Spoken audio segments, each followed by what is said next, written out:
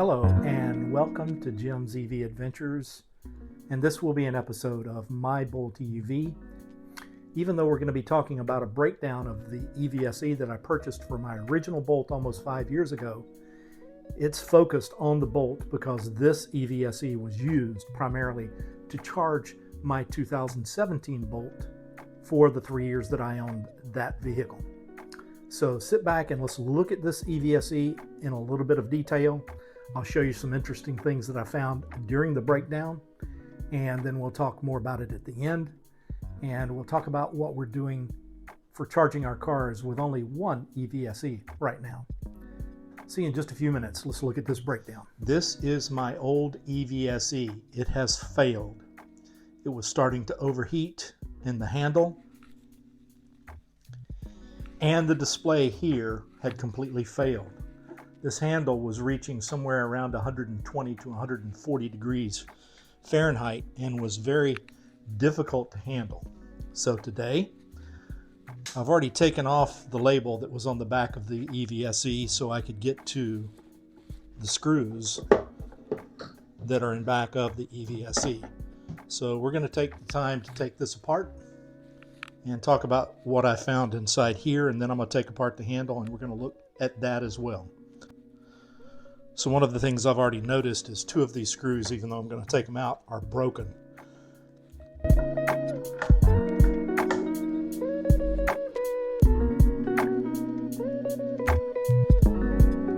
So as soon as I get these screws out, I'll be right back.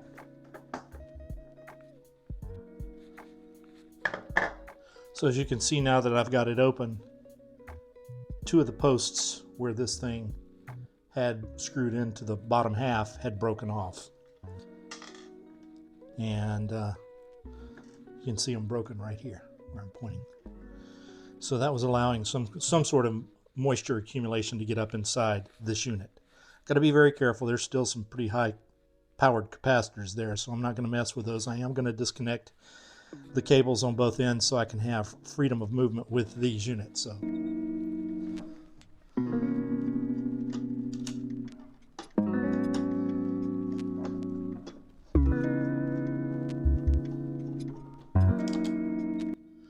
see a little bit of burning and scorching right here on these two. That is not good.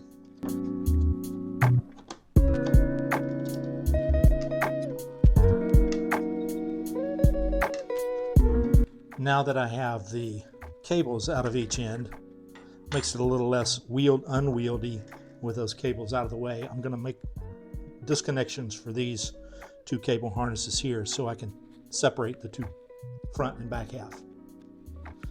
Now that I have the front and the rear disconnected from one another, I'm going to go about the business of taking these circuit boards off, the main circuit board, the display, and I'm assuming this is just a LED board here. So give me just a few minutes and I'll have those out and I can remove these plastic housings, and then we can do some serious examination.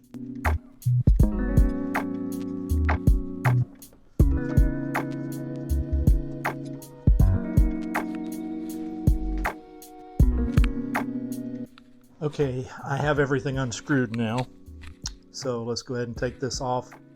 I was correct, it is just an LED board. This cost maybe 50 cents to manufacture.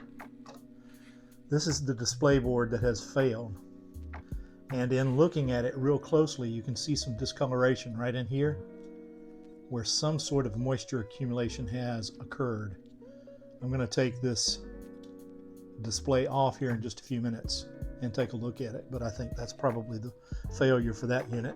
We can set the plastic aside now, and the same thing is true for the main board. This is where everything controls, and this was a 32 amp system. Now let's look at the back of it, and again you're starting to see some really concerning discoloration, especially where the power inputs came into the board and went out to the other side. This was not overheating too bad, but this display had completely failed, and I'm sure it was because of water intrusion, and again, or moisture intrusion I should say. Again, you can see here these two were broken because they were over tightened during the manufacturing process. Now we're going to talk about the J1772 input unit. It has some Torx screws here on this end. I'm going to take those out and disassemble this. This, again, was really overheating. It was to the point where you could not, during a 32 amp charge, you could not handle this. It was too hot to touch. So that's what made me turn this thing off and put it out of service.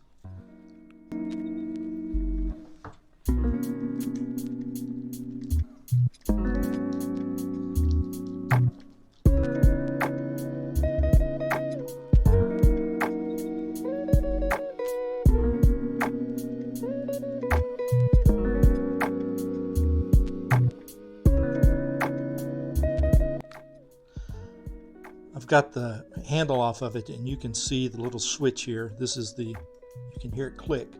This is the little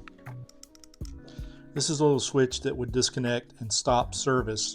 Went back down the main line here. There's a signal line back to this board to stop the charge. So let me get this off and we'll continue looking. Okay, so since this is pretty much a useless piece of material now, I gotta break out some big tools, a hammer, and some giant channel locks. I'm trying to push these pins out so I can pull the cable out, but it's not working very well. So I may just have to crush this handle here. That's no big deal. I'm not using this again anyway. I've been struggling with this for about 20 minutes now. It's not gonna come apart. So I'm just gonna peel this back a little bit here, look at the wiring here. The way it's manufactured, this is potted into the end of this handle. So there's no way I'm going to get it out without crushing this handle, and I don't have the tools for that. So we're just going to take a look at the wiring. Well, the first thing that I notice right off the bat is this is not very well insulated. This yellow wire with the green stripe down it is the grounding cable. And ask me how I know that. I've spent about 20 years of my life in electronic manufacturing, so I know the cabling requirements for Europe. This is a CE requirement, and this unit was CE certified, which is a little bit higher quality than our UL system here in the United States. So give me just a few minutes and I'll get this disconnected and we'll look at the wires each individually. All the cabling looks pretty good. Each one of the individual wire components looks fine and sufficient for the amperage that it was carrying. So that is good. Now I have some scrap copper I can get rid of here shortly. As you can see, I've beat and gnarled on this thing trying to get it apart. It's just not going to come apart. I'm not going to worry about it. I just know that this was becoming extremely hot and unsafe for operation. And the display had failed. And it looks like some of the cabling leading into and out of this unit was also starting to overheat the circuits here. You can see this discoloration on the back of the circuit board, kind of a rust brown color. That's an indication of overheating. And I'm glad I put this thing out of service. Again, this is the plug end of the unit that plugged into the circuit board on the J1440 plug. And if you look real closely here on this brown cable, you can start seeing some indication of severe overheating. This should be yellow and it's brown. It should be yellow just like this one, but you can see that it is brown. There also appears to be some rust indicative of moisture intrusion. And looking at the other end of the cable, this is the output to the handle. You can see that same brown cable also has the yellow shrink wrap around it, has brown coloring indicative of overheating, though not as severe as on the input end, which means that there was also some sort of moisture intrusion on that end of the cable as well. Taking the display off of the display board here, you can see it's connected by a simple ribbon cable, and it was simply glued down to the top of the circuit board. Most of the circuits are back here, although a few of them seem to be on the top side with the actual display. So I'm going to peel that off and let you see what's underneath it. And again, you can see it's just a soldered in ribbon cable. This is indicative of really poor manufacturing quality. This should have been plugged into a strip instead of just immediately glued down on the board. That way you could have replaced just the display. Also like the way they have gone in between the capacitors here and just put some resin to separate them to keep them from rubbing up against each other, which would cause them to short out and explode. They did the same thing here on this little tiny transformer. FYI, I've bagged up all of the electronics off of this EVSE. If there's any interest in this video in the comments section that would like to see these components broken down and taken off the board, I can do that at a later date. Thanks, guys.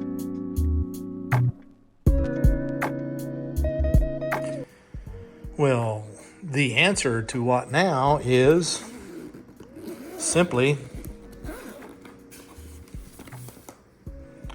a new EVSE. Gonna unwrap this and install it, and the problem is solved. Chat with you guys later. And the new EVSE, just a simple plug and play unit, is installed and ready to use. I would like to thank you very much for stopping by today. Please do remember to subscribe, share, comment, and like, and ring the notification bell so you'll know when we've uploaded something new. Remember, treat everyone with kindness, put a smile on your face, help someone today, and pay it forward when someone does the same for you. Again, thank you very much for stopping by today. We look forward to seeing you again in the very near future, or somewhere along the route from point A to point B. Take it easy, everybody. See you all real soon.